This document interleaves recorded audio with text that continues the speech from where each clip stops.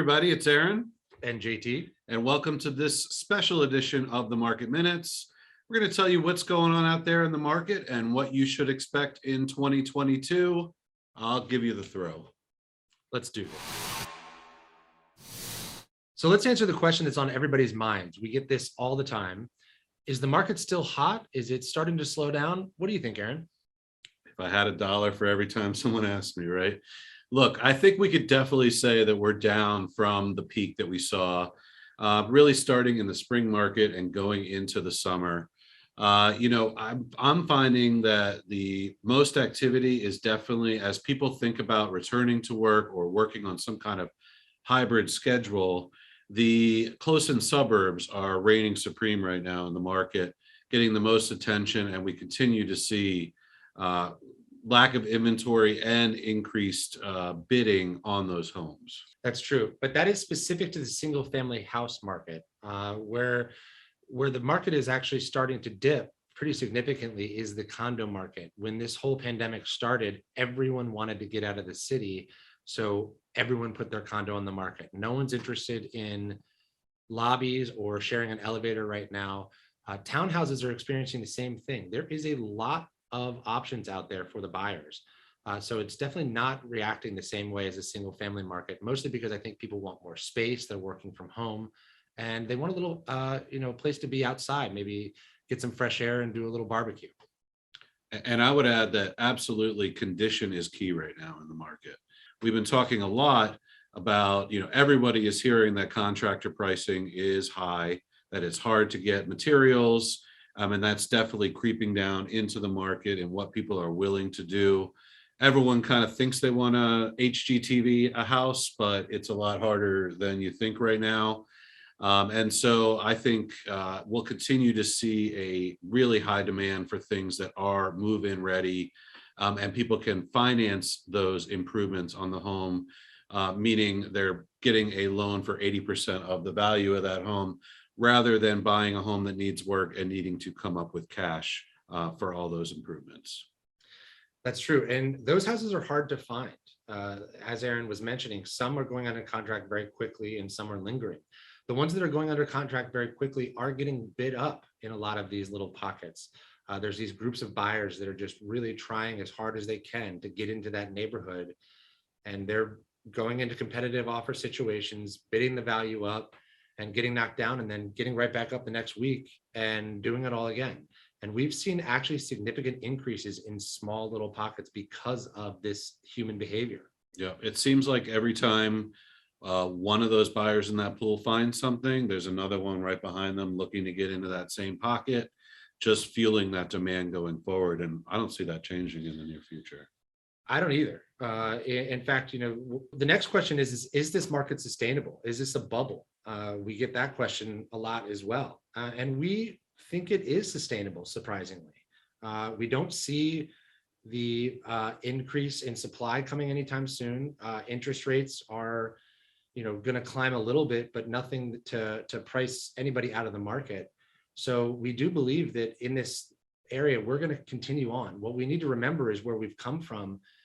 Since the Great Recession, 2008, the world economy really fell apart. A lot of these no-doc loans, people that were getting mortgages that really couldn't afford them, or some of them that never even anticipated making any payments. And that really crushed our economy. As anybody that's tried to dip their toe in the real estate market recently or refinance knows that it's incredibly difficult to get a loan, which is a good thing. There's a lot of checks and balances and regulations that we put into place that lead us down a path in which we're not going to see the bottom fall out here.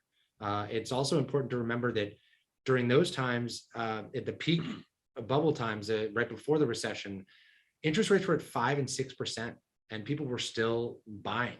And what we're forecasting is even by the end of 2022, not seeing anything more than a 4% interest rate. So for those reasons, we really do think that this is a sustainable market. 4%? Right.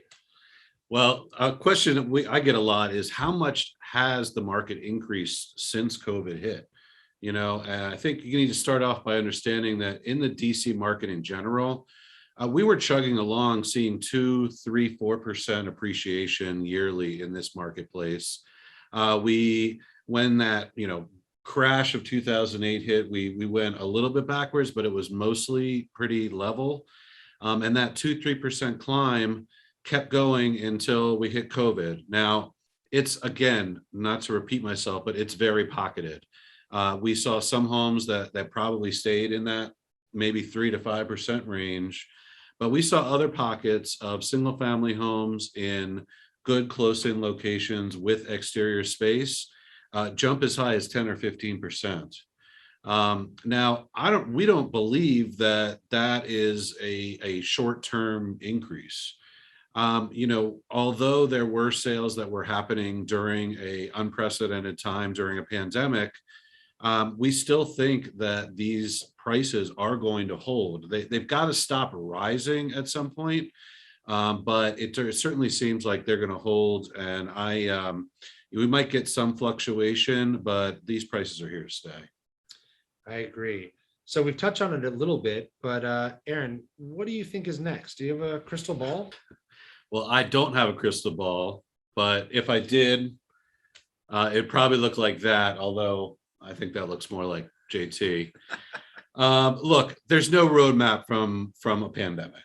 We've never been through it before. Nobody really knows where this is going to go. I think it's all about, what the economy does as a whole. Are we going to keep with this steady increase in jobs? Is the stock market going to continue to do what it's been doing? Is this recovery going to remain as smooth as we've seen? We have not lost a lot of the higher paying jobs in this area. So as long as all that stays the same, I think 2022, we're in for very much a lot of the same what we're dealing with right now. Logically, you'd think that if the bottom were going to be dropping out, it probably would have already happened. One thing that will happen as we continue to come out of this is interest rates will rise. But as we've said, we don't really forecast interest rates to go much above 4% or might not even get there by the end of 2022. And again, historically, that is incredibly low interest rates.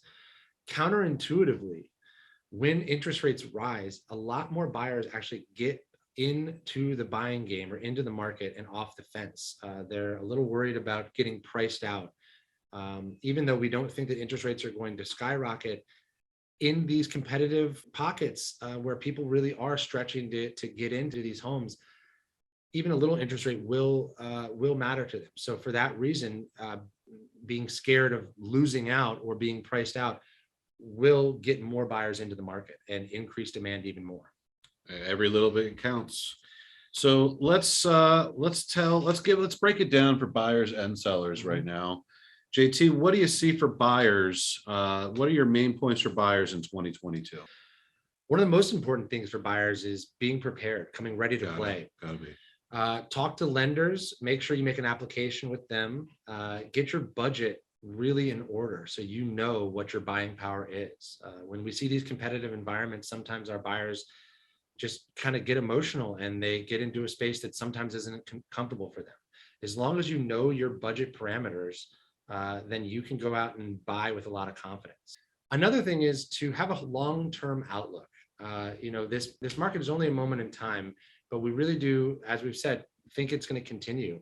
And if you guys need more space and you're looking for a backyard, you're working from home, your family's expanding, or you need less space, it's time.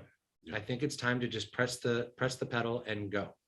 I couldn't agree more. And I would say that the more prepared you are going into that, looking at each one by one, you're going to feel more comfortable when you do need to come out swinging and really take one down, as we're talking about.